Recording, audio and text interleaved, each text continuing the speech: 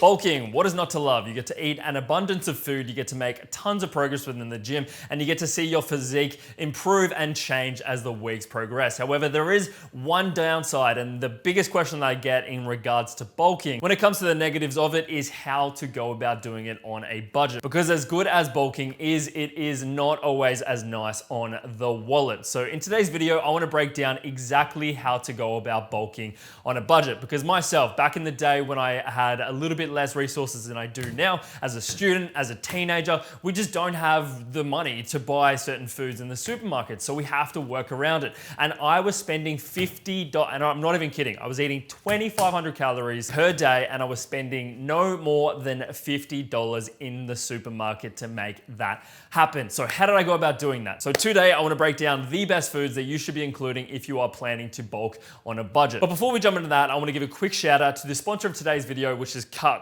They provided me with this absolutely phenomenal t-shirt. I could say no bad things about it, but we'll get more into that later. For now, let's dive right into how I went about spending $50 a week and bulking on 2,500 calories. Starting off with carbohydrates. The first thing and the best food on this list, like this is number one go-to if you are trying to bulk on a budget, that comes down to rice. I know, it's bland, it's dry unless you cook it, and it just isn't like the most preferred choice of food when it comes to eating. However, there is no disputing that rice is one of the most cost-effective ways to be getting in an abundance of good, healthy carbohydrates and as such calories if you are going to pick up anything from the supermarket. Honestly, this bag here was a little bit more expensive, but what I would do back in the day and what I would recommend you, make sure you budget this accordingly, but what you want to be picking up is those 10-kilogram gigantic bags of rice. Now, you can even get a pretty high quality rice for that. You can get a nice basmati. Best rice you go for is a nice white basmati. If you prefer brown, go brown, but honestly the differences between the two are very minimal. So that is number one. Honestly, a bag of 10-kilogram rice is probably gonna run you like maybe $1 a kilo, and that's phenomenal. If you go through a kilo a week, then that's already a lot, you know what I mean? So you're only going $1 per week, which is insane. So second up is going to be oats. Similar coin to the rice, oats are a very cost-effective way to get in a lot of calories for a very cheap price. They are dry food, similar to rice. The cost to manufacture is very, very cheap. So oats are phenomenal. You can get a kilo bag of oats for like $1. A kilo is going to be a ton of calories. So if you were trying to get in a lot of calories throughout the day, having oats, you can also make them taste good. Ultimately, I couldn't say one bad thing about oats. Last but not least is la potato. So potatoes are sick. They're just sick. They're just dope. And I'm gonna tell you why they're dope. Now, the potato I have here is a sweet potato, which honestly, if you haven't tried these, you gotta. They taste so much better than normal potatoes, especially on their own. They are way more loaded in nutrients overall. As a bodybuilder or anyone who's trying to improve your physique and getting a lot of nutrients,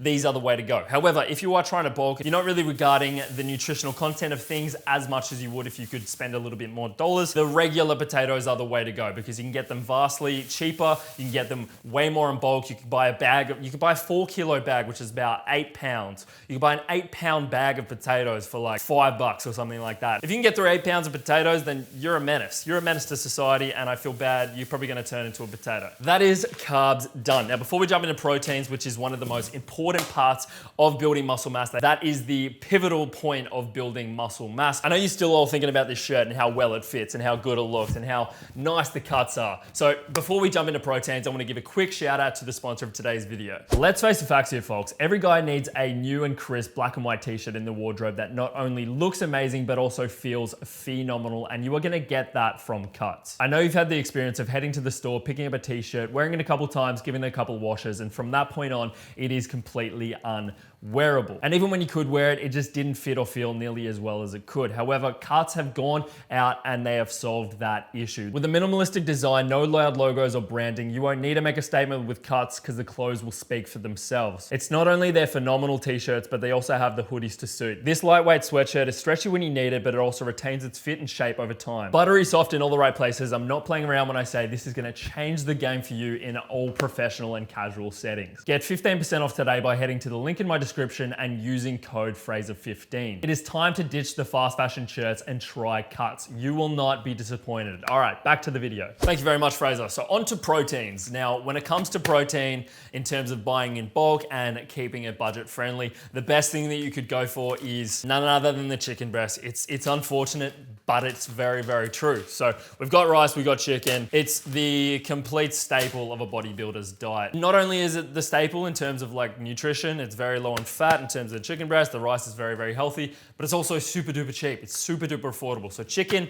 in bulk, super duper. If you're comparing it to a red meat, fish, or anything else in between, there is no way in hell that you are going to be getting even close to spending what you would on chicken breast. I'm making a bit of a joke in terms of it doesn't really taste good. It's usually not the preferred choice, but you can cook it phenomenally. And I'm gonna put in a link in the description to the recipe that I use in order to cook up the chicken breast, which is so super duper good. If you do this, you only have to buy a few extra spices for the week. They'll last you like the entire month. It tastes great, so make sure you check that out after this video. Now we're getting a little bit more frisky here. So we started off with chicken breast for protein, and second up is going to be a little bit of a twist on that. It's gonna be protein powder. Now I know you were thinking, you're thinking, what in God's mind has Fraser done? Has he lost his bloody mind? Because protein powder, I go to the store, I go to the supplement store that's closest to me, I'll go online and have a look. And it's like 150 bucks for a tub of protein. Well, if you break it down, in terms of a lump sum, that sounds like a lot, but in terms of longevity and how much protein content that you actually get out of protein powder, it is not comparable. And I'm talking about how many grams of protein you get per dollar you're actually spending. It's very, very, very affordable when you break it down in terms of that. So don't shy away from that. I know it will be more of a lump sum payment. You might have to spend 80 to 100 bucks every 2 months, but when you break it down, that is still going to be cheaper than if you were spending it in the store, and also vastly more tasty comparative to the other proteins like chicken breast or anything else like that, that is going to be in the same cost bracket. So this one's pretty self-explanatory. You could have it with milk, water, you could also combine it in your oats and add some fruit to that or anything else in between. Ultimately, this is a very versatile protein, which makes it even better that it is also cost effective. Last but not least, we have eggs. Now I know this isn't eggs, it's a bottle of Tabasco sauce, right? I'm not silly, but I've run out of eggs, unfortunately. I finished off the last 2 today, so I don't have any eggs. But ultimately, eggs are one of those very, very cost-effective foods that are packing a good amount of fat and protein at the same time. So when it comes to the calorie content that you're getting in from that, they are pretty unmatched, to be honest. And they're also very, very versatile food. You could have it in the morning, you could add it to some salads, you could have an egg sandwich if that tickles your fancy. Ultimately, very versatile food, and they are cost-effective in terms of the amount of calories that are coming in. All right, getting onto the good stuff. We are talking fats. Now, fats are by no means a bad thing. I know the name itself just sounds very airy to people. They think fat, I gotta stay away from that because I will get fat. But that couldn't be further from the truth. Fats are a very important part of the puzzle of building muscle and just living an overall healthy lifestyle. If you are getting in fats, there's also a very, very good bonus to that. They are higher in calories, much more dense than proteins and carbohydrates, and vastly easier to get in. And as such, they're usually cheaper as well based on the amount of calories that you're getting for the amount that you're spending. And one of the best things that you could do if you are bulking on a budget and you're just looking to get an abundance of calories and keep the cost low is going to be olive oil. Olive oil is phenomenal, and it can be added to so many separate things. You can add it to a salad, you can add it to your rice dishes, you can add it to potatoes just to make them nice, you can crisp them up in the oven. There's so much you can do with olive oil, and it is so calorie dense, it is stupid. It is stupid for the amount of calories you get. Per 20 ml or tablespoon, you are getting 20 grams of fat. You are getting essentially 200 calories just off that, which is wild. Second up to that is going to be my personal favorite, and something that if you guys like nuts or if you like anything similar to that, then you gotta get on the peanut butters, man. This was always a luxury for me back in the day when I was trying to buy food and also keep it on a budget. I'd splurge on the peanut butter because it was usually a little bit extra of a cost in terms of that compared to oil or carbohydrates. They're usually vastly cheaper. It's worth it, mate. It's worth it. You can get some really, really good one. I'd recommend buying in bulk. That's what I used to do. This is a bit of a smaller container, but you can get the whole kilo tubs, and that will be sick. It's gonna be actually pretty cheap. And it's also a good alternative. If you do like nuts, almonds, walnuts, peanuts, or anything else like that, that they're gonna be so much more expensive as they are, as opposed to buying the peanut butter or anything else in between. Last but not least is gonna be coconut oil. Similar vein to the olive oil, coconut oil is going to be very, very dense in calories, about the same as olive oil. I can get so super duper sick of olive oil. If you add it to a few things, you start to go, oh, this tastes a bit rancid. But coconut oil, it's just got that nice sweet texture, that sweet feeling. So those are the carbs, proteins, and fats. But there are some notable mentions that can be in addition to this, because usually if you're gonna be buying these, you will usually be keeping these around $50 or anything like that. That's just not enough. I'm sure we can agree. That's just not enough food for us to realistically enjoy it. So what you can add to that is some fruits. I would always add some fruits to that. I'd usually get a bag of apples back in the day because they were a little bit more cost effective, but bananas are still pretty cheap, obviously depending on the season. Second to that is gonna be some avocados. I can sometimes pick up an avocado for $1, so that's pretty freaking good. So they'll be about like 50 cents or something like that sometimes. Also almond milk or any other type of milk, it's usually gonna be quite cheap. And if you're gonna be having oats, if you're gonna have a cereal or anything like that, then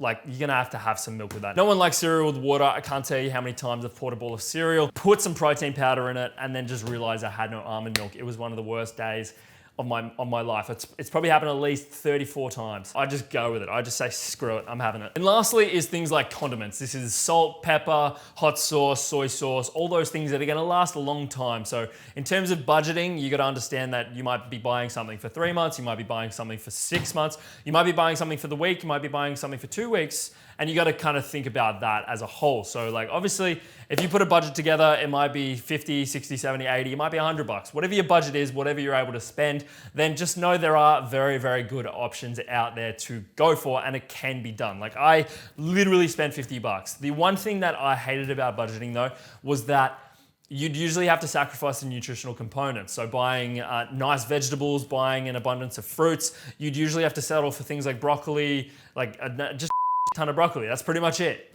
That's all. That's all we had. That's all I bought. I would buy all the things that I listed before, and then I'd throw in some broccoli on top because I needed to get some nutrients in, and that was it. But in addition to that, if you can spend that extra $10, $20, $30 each week, then that is so good. Like don't feel like you need to get bogged down trying to budget. It's often worth it. Like if you're sustaining yourself, if you're providing yourself with a sustainable amount of nutrients to progress in the gym, life, and just live a higher quality of life, then that's absolutely sick. Don't get stuck in the idea that budgeting or saving money is better than just enjoying the foods that you eat. Spend that extra 10, 20, 30 bucks, and I promise you it will make a big difference. But overall, if you simply can't, if the circumstance doesn't allow, then these foods are gonna be sick. So I hope you did enjoy this video. If you did, let me know by dropping a comment down below. Again, a massive shout out to Cuts. Do go check out their stuff. Their link will be in the description. I can't say anything bad about them. The clothes are phenomenal for work environments, for social environments, or just lounging around the house. They're just so damn comfortable. So hope you enjoyed the video, guys, and I'll catch you in the next one.